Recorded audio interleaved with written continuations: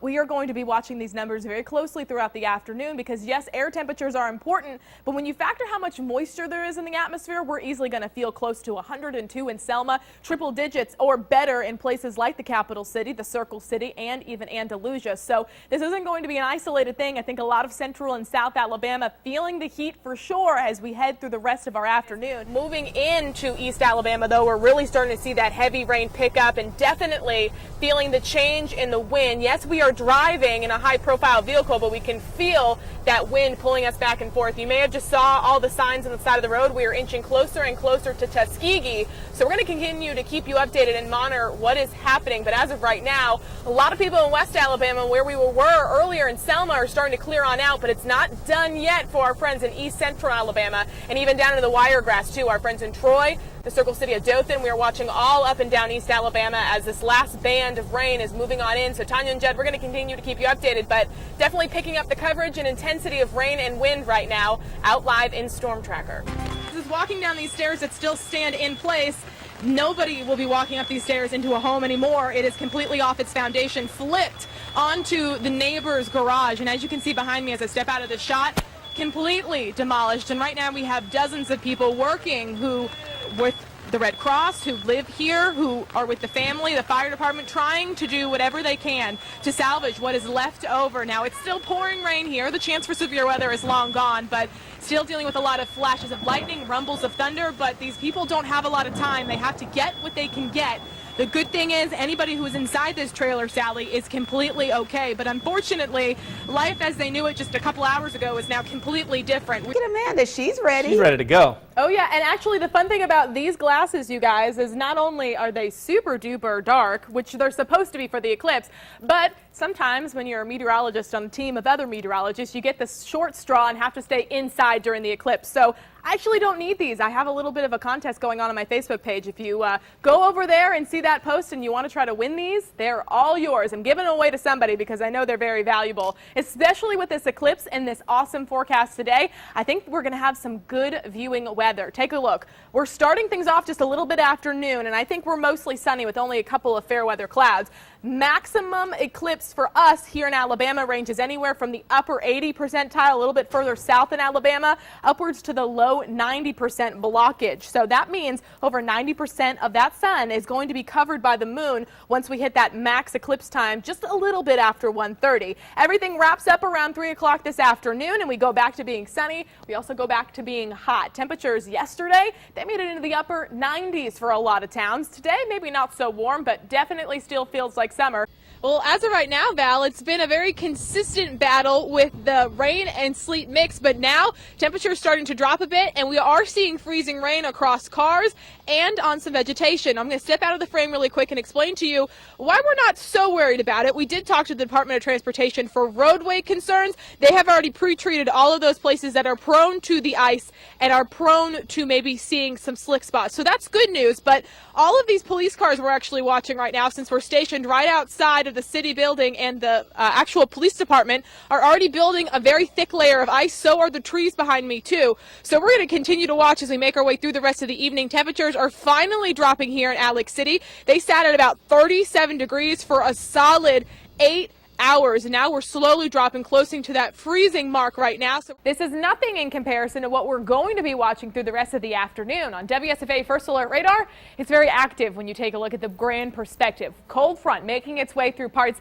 of Kentucky, Tennessee, northern Mississippi, packing a little bit of a punch in North Mississippi too. We do have that severe thunderstorm watch in place for a lot of those North Mississippi counties. Will that be extended in Alabama? That is yet to be seen, but we are going to be keeping an eye on it. And we want to give you a little bit of an update, actually. Storm Prediction Center has now adjusted their severe weather or their convective outlook, and it's changed a little bit for Alabama. Some areas have gone down, but they've also included some areas that did not actually meet the criteria earlier. So let's explain what's going on.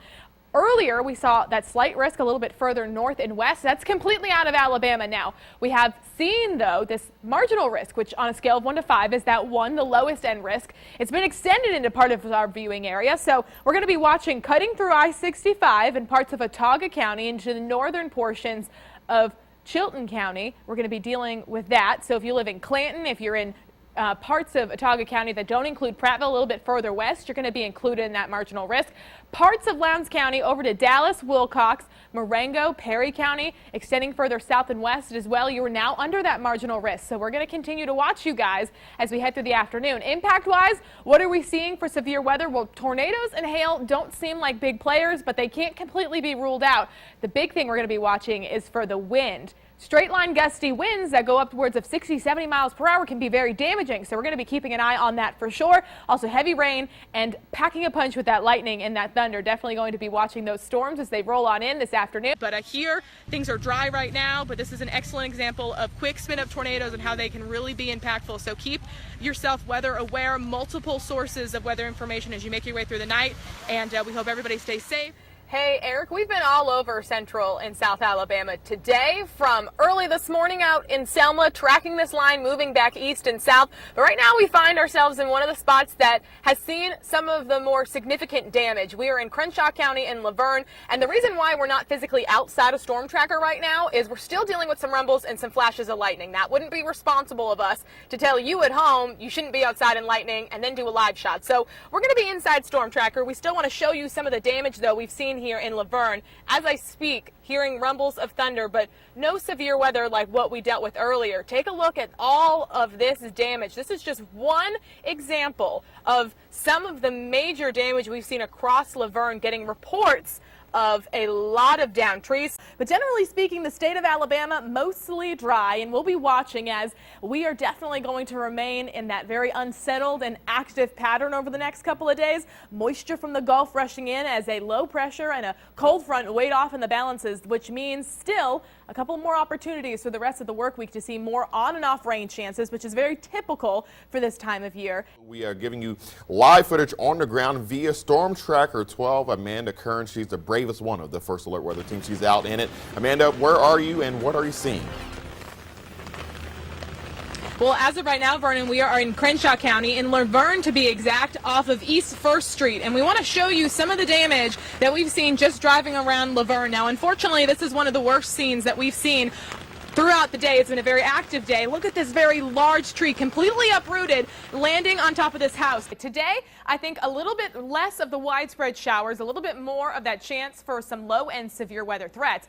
And because of that, all of the National Weather Service offices in Alabama, so we're talking the Birmingham, the Mobile, and even down to the Florida Panhandle and Tallahassee, they're all working together to make sure every single county across the state has all the flash flood and tornado watches that are necessary for this forecast. So if you see your county in western parts of Central and South Alabama shaded in this yellowy beige color, that is a tornado watch that was actually just issued at 3 o'clock this morning. It's going to extend into your afternoon till about 1 o'clock, with the chance of it getting extended even further north. So from places like Montgomery County, Crenshaw, and Covington County, like I-65, and then move over towards the west, you are under that tornado watch, while everybody else under that watch, and including some other counties like the Coosa, Elmore, Macon, Bullock, and Pike County area, points west of that, also dealing with a flash flood watch that looks to go until later tonight. So a lot to talk about in the advisory, the watches, the warnings. We've seen a bunch of those, all because of this widespread rain that we're dealing with. We have more lifting through the area right now. Here's WSFA First Alert Radar as of early this morning.